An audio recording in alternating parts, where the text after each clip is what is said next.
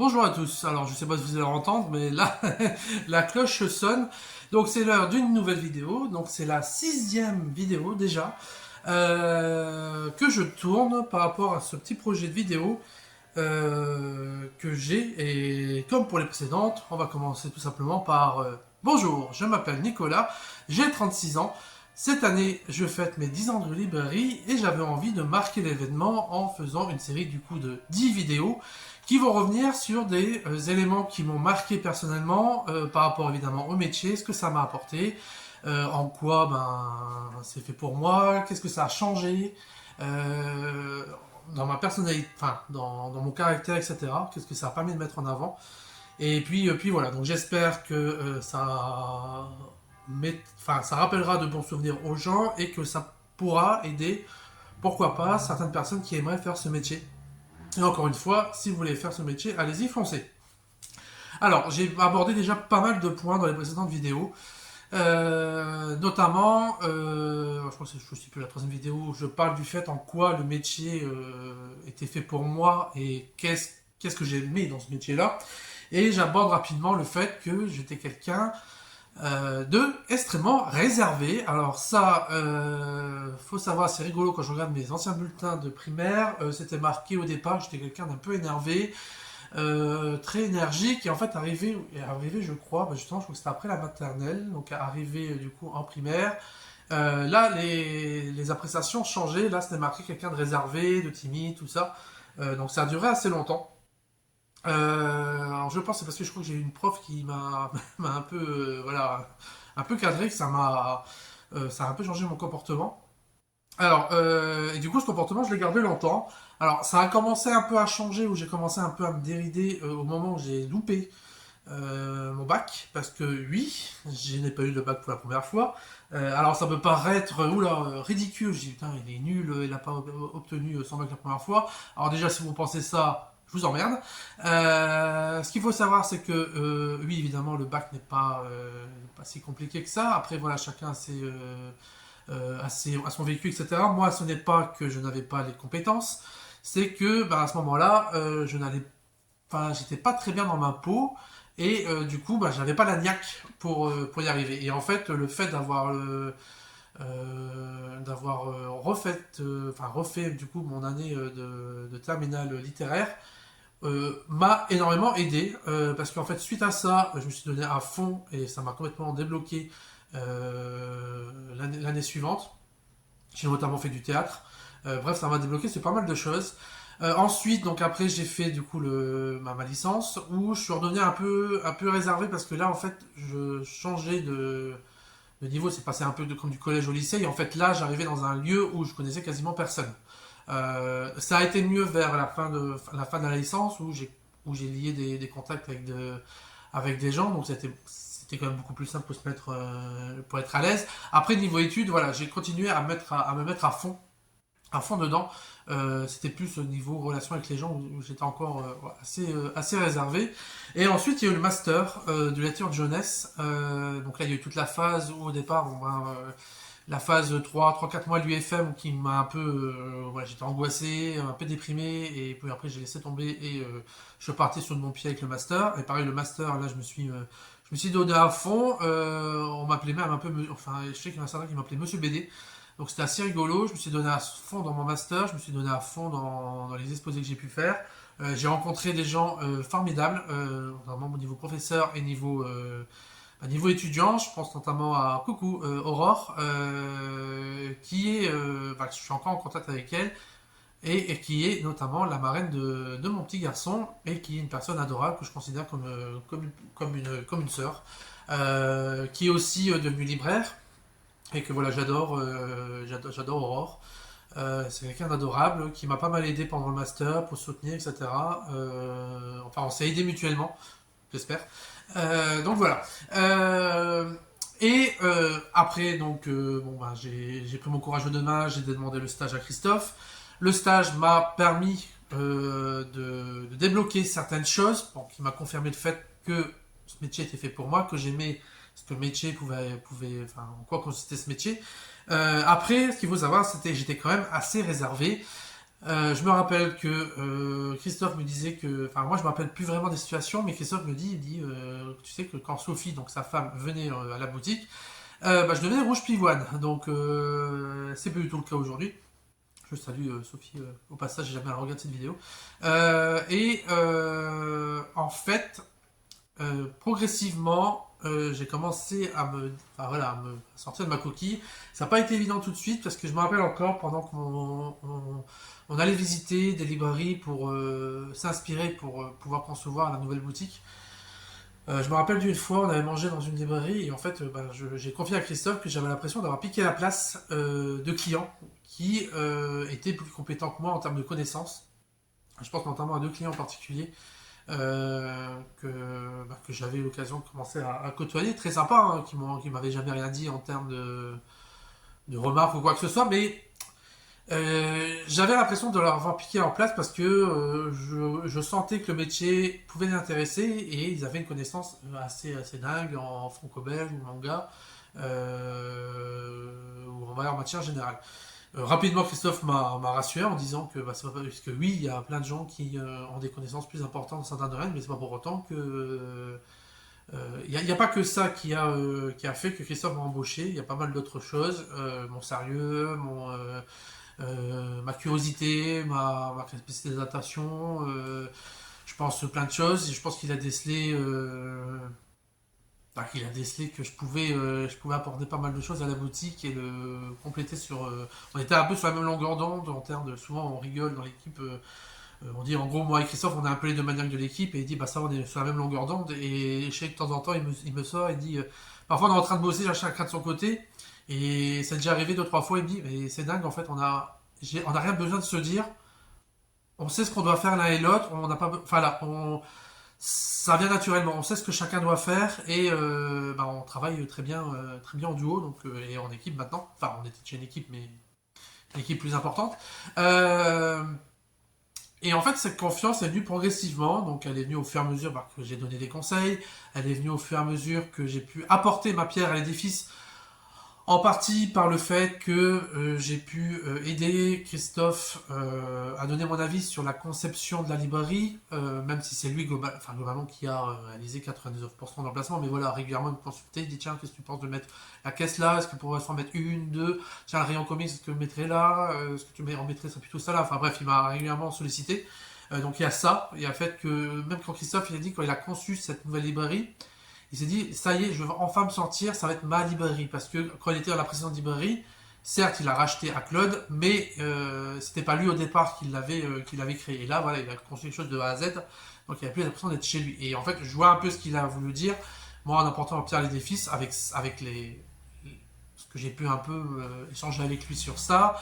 La newsletter, tout simplement, mine de rien, en fait, au fur et à mesure, bah, sur 10 ans, j'ai créé un petit personnage qui est le petit libraire. Donc j'ai créé un contact avec les gens. Donc je sais plus, on a 2000 personnes, je crois, un peu plus de 2000 personnes d'inscrits. Donc mine de rien, en fait, au fur et à mesure, moi je voulais pas faire une newsletter très carrée en disant voilà voici les nouveautés. Enfin c'est assez rigolo quand on regarde les newsletters, c'est qu'au départ je ne mettais pas le jeu. J'avais tendance à dire on, nous, mais voilà. Et en fait, progressivement, au fur et à mesure, les éditos voilà, sont devenus plus personnels. J'ai utilisé le jeu, ça ne veut pas être bête, mais ça a commencé à changer. J'ai commencé à parler du petit libraire, à parler des choses qui se passent en boutique, des petites conneries, des mésaventures qui peuvent m'arriver, etc. Et en fait, bah, c'est comme tout, hein. C'est ce qui plaît aux gens, de parler un peu de soi. Alors Christophe est toujours un peu surpris parfois, il dit, mais là tu parles quand même de choses parfois un peu vraiment un peu personnelles. Après je dis, voilà, je suis pas forcé, il me force pas Christophe. Et en fait, bah, il voit que ça répond et il voit que ça me fait plaisir aussi d'en parler. Bon, après voilà, je n'étends pas non plus toute ma vie, mais des choses qui sont en lien avec la boutique, j'aime en parler. Et c'est rigolo, c'est que souvent quand je raconte des conneries, ben, vous êtes souvent à me dire, tiens, on a lu votre newsletter, alors la PLV en carton, ça s'est bien passé. Voilà, donc il y a eu ça. Et aussi le fait que aussi, au fur et à mesure, j'ai arrêté de me... Enfin, c'est pas que je me laissais faire, mais forcément, au départ, on est le petit jeune, on connaît des choses en BD, mais pas tout par rapport à certains clients. Et donc forcément, on a parfois un peu l'impression d'être un peu mis un peu au ras du sol par certains qui inconsciemment ou non, mais c'est souvent conscient quand même, vous regardent un peu de haut parce que vous êtes de petits jeunes, qu'est-ce que vous allez leur apprendre? Et en fait, il y a notamment, moi je me rappelle d'un événement en fait que je pense qui est un de ceux qui ont été un des déclics, qui m'ont permis d'être beaucoup plus en confiance et de montrer en fait finalement, j'avais pas piqué la place à quelqu'un. C'est une personne qui était venue en boutique. Alors, elle était déjà venue à Aventure BD pendant mon stage, et en fait, ça m'avait marqué parce que cette personne était venue avec quelqu'un qui, je pense, devait être, alors, je sais pas, stagiaire, assistante, enfin, je sais pas, et qui l'a traité comme de la merde, hein, lui filait les BD, elle devait se démerder. Je me souviens que j'avais dit, mademoiselle, vous pouvez poser les BD, enfin, je savais pas comment réagir, mais j'avais dit, au moins, mettez les BD sur le comptoir pour éviter de vous avoir toute la pile de BD. Et en fait, cette personne donc, était revenue, du coup, à Aventure BD, donc dans cette nouvelle boutique. J'étais tout seul, il y avait personne, et elle me demandait des conseils en science-fiction. Et là, il commence à me demander des conseils sur certains titres. Bon, comme j'ai déjà pu le dire, vous pouvez avoir lu une quantité incroyable de titres. Vous allez toujours tomber sur la personne qui va vous demander le titre que vous n'avez pas lu. Et là, bon, la science-fiction m'avait demandé plusieurs titres. Bon, malheureusement, moi, je suis honnête. Hein, je disais, maintenant, je suis désolé, j'ai pas lu celui-là, j'ai pas lu celui-là. Et là, il me sort, il me regarde un peu du haut en bas. Et il me dit, oh, mais de toute façon, vous êtes du genre à lire du manga. Bon, déjà, il y a vraiment un, pour lui, le manga, voilà, en grosso modo, c'était de la merde. Et moi, j'étais un peu de la merde parce que voilà, j'étais le petit jeune, donc forcément, je lisais du manga. Alors, déjà, de un, en quoi le manga serait beaucoup moins important que le franco-belge, faut arrêter un peu de déconner. Les deux ont marqué l'histoire du 9e art. Oui, oui, faut arrêter d'avoir des œillères. Il n'y a pas qu'Astérix et Tatin. Et alors là, c'est sorti, mais du tac au tac, je lui ai sorti. Je dis, excusez-moi, non, je lis pas mal de choses, je lis de tout. Et là, je vais commencer à lui sortir plein de références en science-fiction. Alors, je dis, alors, il y a ce titre-là qui parle de ça, ça, ça, ça. Il y a ce titre-là qui parle de ça, ça, ça. Il y a ce titre-là qui parle de ça, ça. Sinon, il y a aussi ça qui parle de ça, que vous me disiez tout à l'heure par rapport à un autre titre.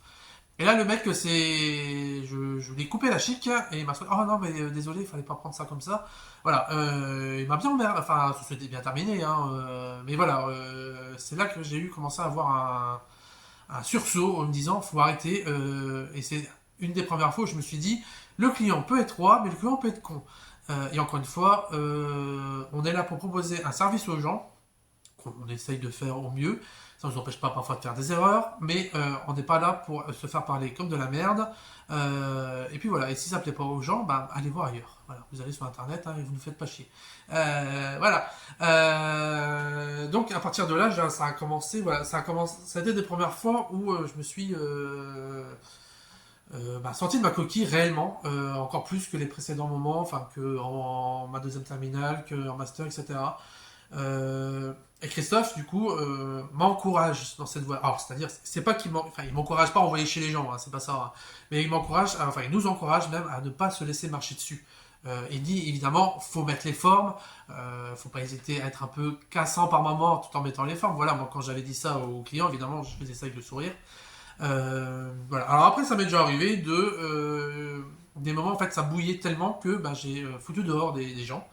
Moi, je me souviens de quelqu'un qui n'a pas respecté mes collègues, n'a pas respecté mes collègues d'un Jam, quand c'était encore Sylvie et Camille, qui étaient venus en boutique. Est-ce que vous avez du tatin? Bon, moi je lui dis, il y a du tatin là, allez-y. Et qui à un moment vient me voir des immédiats, oh, vous me laissez dans le rayon tatin, sans me conseiller ni rien. Je dis, vous me demandez du tatin, je vous laisse. Parce que voilà, encore une fois, nous on ne saute pas sur les gens. Hein. Et qui me demande une référence, je dis non, ça c'est de la littérature jeunesse. Et quand on commence à s'emporter en disant oui, mais il n'y a rien, attention, moi je fais l'effort, machin, déjà à côté c'est pas possible. Je dis mais sinon on fait de la bande dessinée, madame. Je dis à côté, oui, mais à côté je les ai appelés à 19h30, hier ils n'ont pas répondu, ça fait à 19h, hein, et qui n'avaient pas la référence, donc elle a commencé à traiter mes consoeurs de feignantes. Que ici pareil ouais on a rien contre eux alors que on est spécialisé et là bon moi j'ai pété un câble hein, littéralement et je lui ai dit de sortir parce qu'il faut arrêter un peu de déconner.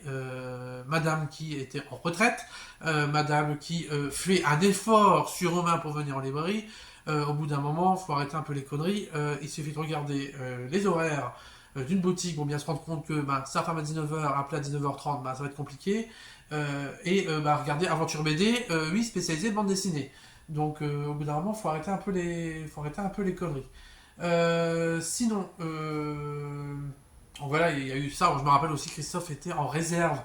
était avec Delphine, et Delphine est sortie, elle dit, alors Christophe est sorti, a dit à cette dame, bon, madame, je pense que vous avez compris, vous sortez, donc il était d'accord avec moi, même si je pense qu'il a été étonné que j'explose, et Delphine, qui était la représentante, a été très étonnée aussi.